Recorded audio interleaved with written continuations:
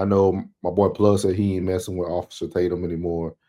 Officer Tatum does put out some different information here and there, but this was one of the best clips I could find when talking about certain things. So we're going to play that so you guys can hear it. Statement on one of my videos to tell Metcalf's father, quit capitulating to these black people because they secretly despise and hate white people and want revenge for what they believe is still a wrong way back in slavery.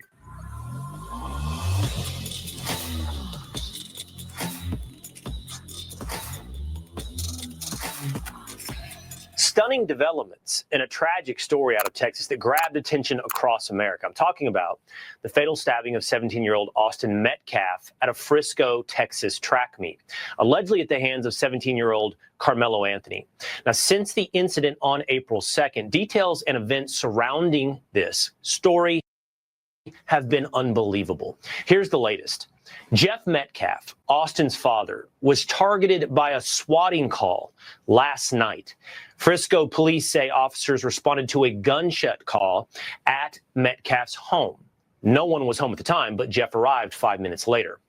All of this happening after that despicable scene yesterday where he was escorted by police out of the press conference held by Carmelo Anthony's family. My next guest has been following all of these developments closely. He's former Tucson police officer and host of the Officer Tatum Show. It's Brandon Tatum. Brandon, thanks for being with us here today. You've been following this story closely. It only seems to get more wild and, quite honestly, more abhorrent by the day. Yeah, Will, thank you for. So as you see there, if you guys are paying attention to what's going on, last week was the first time that Carmelo Anthony, mother and father, was out in the public. The mother actually spoke. Mr. Anthony didn't say anything. With that being said, Dominique Alexander is their spokesman from the Next Generation Network. If you guys haven't seen, he has a very, very, very, very, very, very, very long rap sheet. Maybe I'll pull it up while we're going through this segment. With that being said, he has a very, very long rap sheet. And sometimes your representation can be the thing that kills you. So, and some people will say, your reputation will precede you. So sometimes your representation will get to the location before you do.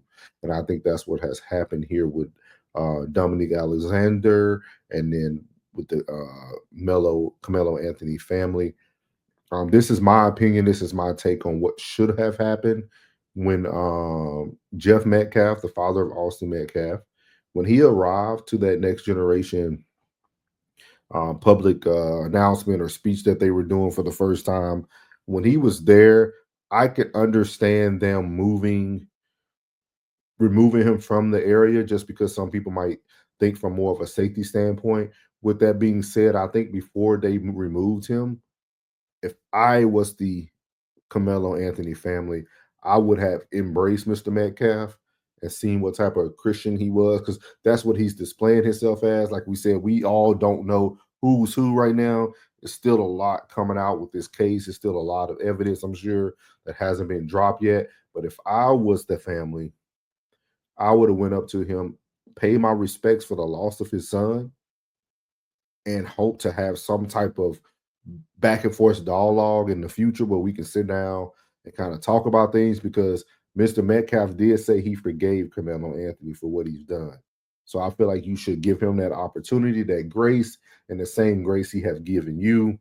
Also, if you guys been living under a rock, there's been a January 6er guy who's tried to go to Frisco, Texas this past weekend and caused pretty much a racial divide, which Jeff Metcalf, again, Austin dad, got on the phone publicly. It's recorded.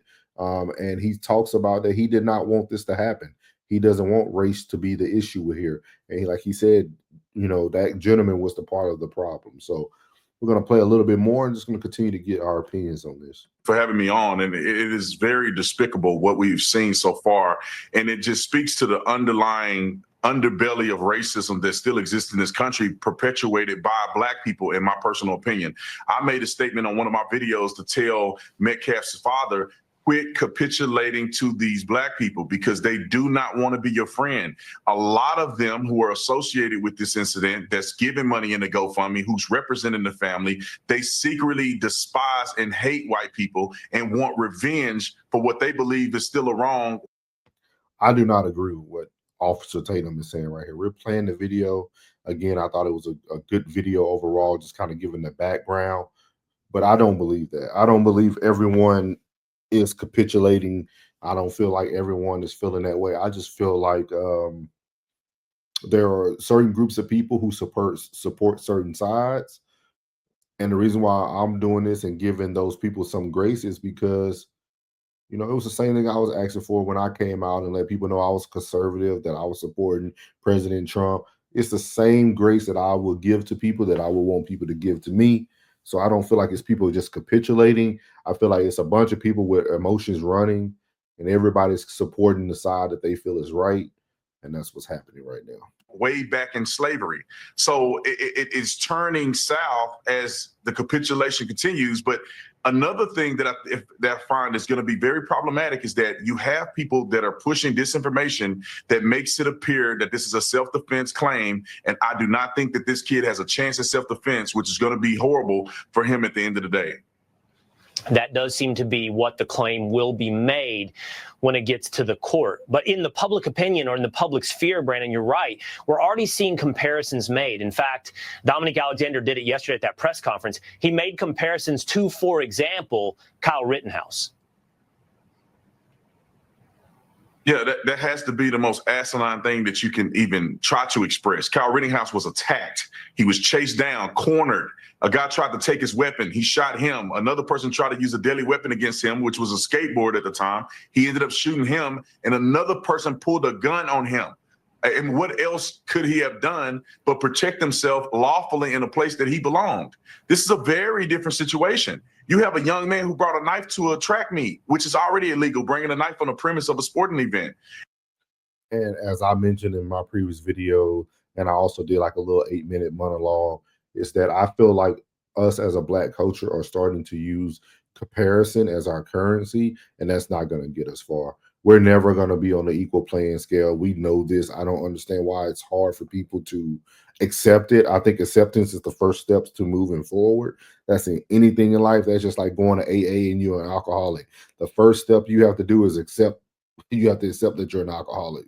And I feel like in today's culture, today's society, we need to accept where we stand in certain people's eyes, because it's not everybody. Not every white person is racist. Not every white person wants to put you behind the curb. With that being said, we still need to accept where we are as a race, where we are as a culture, and make sure that we're living above and beyond that, and then supporting each other. And then you have the person, obviously, with the evidence that we have so far, is premeditating a stabbing because he has his hand in his bag and he's telling them, touch me and see what happens. You only need a split second to develop premeditation. So if you have a plan that you're going to use a weapon against somebody, before you use the weapon, that's premeditation. And not utilizing equal force against a person is another uphill battle for him. Someone pushing you does not necessitate you to use deadly force against them. In no world is that legal, especially not in the state of Texas. Let me ask you a question, in your opinion, Brandon, of Dominique Alexander. That press conference, I think we both agree, was absolutely appalling. He managed to butcher not just regular English grammar, but he managed to butcher the facts, for example, of Kyle Rittenhouse case. How does someone with not just his inabilities, but his criminal record become a voice in the public eye for someone like the family of Carmelo Anthony? Will, this is just a continuation of the manipulation from black leaders to just pimp out these families for money. This man is not qualified whatsoever. And I can put my life on it that the defense team is literally want to throw up thinking about this guy litigating or putting information out in the public, and he's an idiot. He can't even say defense. What did he say? Self-defense. The other day he said self-defense. All right, so we know what he's about to do now. He's about to kind of go into, saying jokes. I'm not here for that portion of it, but I will let you guys know that there's a lot of history with Dominique Alexander, a lot of crime history a lot of things that are really standing out that's going to really affect, I think in the long run, it's going to affect the young man more. It's going to affect um, Carmelo Anthony. It's going to affect everything that he's trying to do to give him the best opportunity. With that being said, it's up to the family to deal with what they're dealing with, to handle it the way they want to handle it. With that being said, I feel like Alexander, the one who is actually putting a lot of race out there, a lot of things in the way that's really affecting a lot of people. I would really encourage him to focus more on trying to defend his client, which again I do agree with Officer Tatum that it won't be self-defense. With that being said, that's going to be up to him, up to the world to decide. It's not going to be up to any of us. It's going to be up to the world and the jury to decide. With that being said, if you guys haven't seen, I'm going to show you guys the actual clip of Jeff Metcalf actually trying to settle down this foolishness here. So let me show you guys this. Why can't you stand that and say with that? Maybe you can. Would you be willing to stand by me in a press conference or in an individual interview and talk about this issue that is larger than Austin at this point? God rest the beautiful young man's soul that would have been one of our strongest voices if he was still alive today. Yes, I am, sir. I'm not trying to speak. You are part of my friend. You're trying to create more race divide than bridging the gap. I do not condone anything you do. You do not have any. That's called white guilt. No, let it talk. My son, let me finish. I give you your time. You take my son's face off your website. I am not associated with you. You're creating more Austin Metcalfs with your weakness, sir. So as you see there, that is the January Sixer, Jake Lane, who came to Frisco, Texas, trying to cause a lot of issues, try to bring a lot of race division, which we don't need any of that. But as you can see there, Jeff Metcalf, the father of Austin Metcalf, was like, hey, we don't need this. We don't need the racial divide. That's not what we're here for. And people could say what they want. I know Mr. Metcalf had like a domestic violence charge, if I'm not mistaken, years ago, which people pulled up on it and talking about him on TikTok and other things. With that being said, the character that he's displaying, I don't understand how people can have some empathy. And I want to talk about these two words before I go on too far. Empathy and sympathy are two different things. I hear these words used incorrectly so much. Having empathy is somebody understanding something but not putting themselves in the place. It's kind of like you kind of talking back to the person, letting them know that you could understand that could be frustrating, and you're offering some type of like help or assistance or some ways to cope. Sympathy meaning you're sympathizing with this person. That means that you are telling this person that you can actually feel what they're feeling. You actually know how they're feeling. You've been in that situation. We can't sympathize with anyone.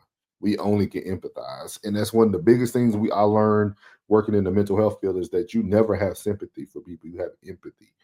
So we need to empathize with Jeff Metcalf, the father of Austin Metcalf, and allow him some grace, man, because everything he's doing so far is showing very, very, very high character.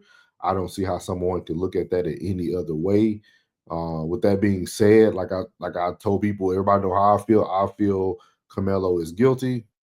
He's gonna get some form of charge. It might not be murder, could be manslaughter, could be second, but he's gonna get found guilty of killing Austin Metcalf. Period, point blank. We know that. And I feel right now we just need to have grace for both sides so that we can move forward as a community. And when I mean a community, I mean as a whole, black, white, everyone be able to move forward. I feel like this is just another way for them to divide us, and it's working. And I want people to really understand understand what's going on here. This is all in the plan of things. So people got to be very careful with the things that we allow to change our opinions or sway our thoughts about certain things, because it's very easy to do. But just something to think about there.